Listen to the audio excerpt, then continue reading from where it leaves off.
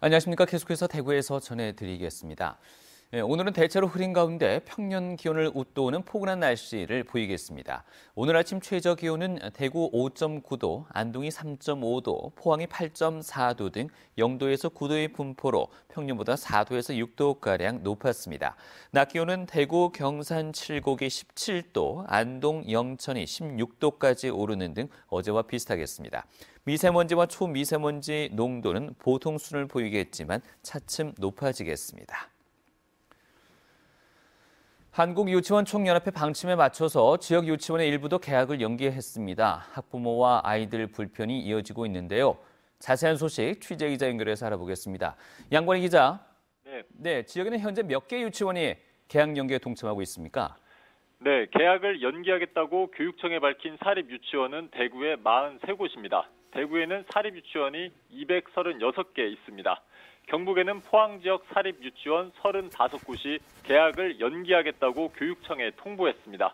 대구 경북 전체 사립유치원의 약 16%가 개학을 미루는 겁니다. 오늘 개학을 연기한 대구 지역 사립유치원은 교육은 하지 않지만 돌봄 서비스는 제공하겠다고 밝혔습니다. 등교하는 원생은 받지만 교육과정은 진행하지 않겠다는 뜻입니다. 대다수 사립유치원이 통학 차량은 운영하지 않아 학부모 불편이 이어졌습니다. 사립유치원이 무기한 개학 연기를 밝힌 만큼 학부모와 아이들의 불편은 쉽게 사그라지지 않을 전망입니다. 시도교육청은 인근 공립유치원 등에 아이를 보낼 수 있게 하는 긴급 돌봄 서비스 신청을 받고 있습니다. 대구에서 실제 신청한 학부모는 거의 없습니다. 시도교육청은 현재 개학을 연기하겠다고 밝힌 사립유치원에 방문해 돌봄을 제대로 하고 있는지 확인하고 있습니다. 학부모 등으로 구성된 유치원 운영위원회가 열려 개학을 연기했는지도 조사하고 있습니다. 시도교육청은 보육 대란을 막기 위해 긴급 돌봄 서비스 신청을 받는 한편 개학을 연기한 유치원에는 시정 명령과 함께 형사 고발까지 할 예정입니다. 지금까지 MBC 뉴스 양관입니다.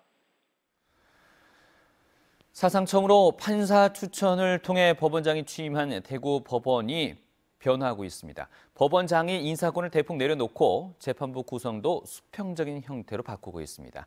법원에 불고 있는 변화의 바람, 윤태호 기자가 취재했습니다. 법원다운 모습, 법원 구성원으로서의 모습을 갖추고 있었는지에 관하여 진지하게 반성하고 성찰하는 것에서부터 사법부의 위기 극복은 시작된다고 생각합니다. 경력 대등 재판부를 도입한 배경입니다. 법조 경력이 비슷한 부장판사 3명을 민사 항소부에 배치해 대등하게 재판에 참여하게 하는 겁니다. 기수가 높은 부장판사가 재판장을 맡고 기수가 낮은 판사가 배석판사로 참여하는 기존의 상명하복 방식은 재판장의 의견에 따라 판결이 좌지우지된다는 지적을 받아왔습니다. 절차 진행뿐만 아니라 결론도 굉장히 실질적인 합의에 기초해서 결론이 도출되기 때문에 국민들의 신뢰를 받을 수 있는 좋은 재판이 구현될 거라고 생각합니다. 법원장의 인사권도 대폭 내려놨습니다. 법관들의 재판부 배정을 사무분담위원회에서 결정하도록 했습니다. 법원장을 배제하고 판사들을 참여시켜 민주적인 의사결정 과정을 거쳤습니다. 수직적이고 독단적인 구조를 수평적이고 민주적으로 바꾼 겁니다. 법원이 지금 바뀌지 않으면 법원의 위상이라는 것은 앞으로 갈수록 떨어질 수밖에 없어요. 공정한 재판을 하고 있다, 독립적인 기구다라는 것을 국민들한테 보여주고 설득을 할 수 있어야지 그 위상이 생겨나는 거죠. 판사들의 추천을 받아 임명된 법원장이 취임한 이후 이곳 대구 법원에 변화의 바람이 불고 있습니다. 지금까지 법원 내 조직 문화나 재판이 시민들의 기대 수준에 못 미쳤다는 반성과 무엇보다 추락한 사법부의 신뢰를 회복해야 한다는 절박함이 반영된 것으로 보입니다. MBC 뉴스 윤태호입니다. 장애인 탈시설과 지역사회 돌봄 서비스 제공에 큰 역할을 할 대구 사회서비스원 운영에 따른 지역장애인단체 기자회견이 열립니다. 대구 희망원 대책위원회 등은 오늘 오전 11시 시청 앞에서 희망원 운영 방향을 비롯한 실효성 있는 장애인 사회 통합과 공공성 확보를 위한 기구를 만들기 위해 6대 제안을 할 예정입니다. 또한 이들은 보건복지국장과 사회서비스원 대표이사, 이사장 등 책임자와의 면담도 요구합니다.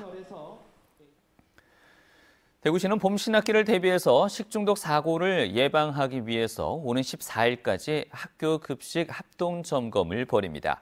점검 대상은 학교 250여 곳과 매점 40여 곳, 학교 도시락 납품 제조업체 10여 곳과 학교 음식 재료 납품업체 30여 곳 등입니다. 주요 점검 내용은 원료의 검사 적절성과 원재료 세척 여부, 교차 오염 우려 여부와 조리 종사자 개인 위생 관리 등입니다. 대구시는 지난해에도 학교 급식소 등 540여 곳을 점검한 결과 한 건을 적발해 과태료 처분하고 잔류 농약이 검출된 농산물 2건은 폐기 조치했습니다. 대구 소방안전본부는 봄철 산악 사고에 대비해서 위치 표지판과 구급함을 점검합니다. 이 소방본부가 관리하는 위치 표지판은 671개, 구급함은 66개입니다.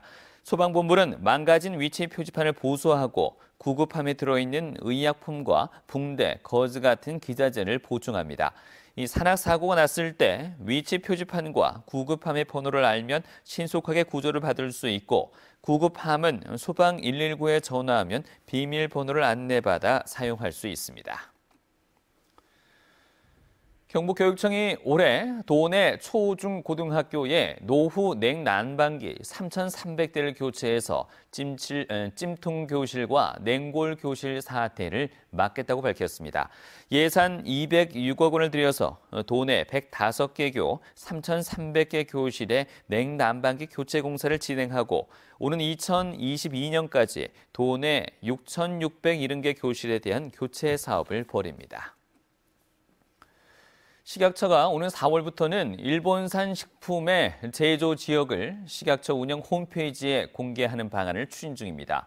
국회 보건복지위원회 장정숙 의원에 따르면 식약처는 후쿠오카 원전 사고 이후 방사능 오염 피해를 우려하는 국민 여론에 따라 일본산 식품에 한해 제조업체 소재지를 일본 현 단위까지 식품안전나라 홈페이지에 표기할 방침입니다. 이상으로 MBC 뉴스를 마치겠습니다. 고맙습니다.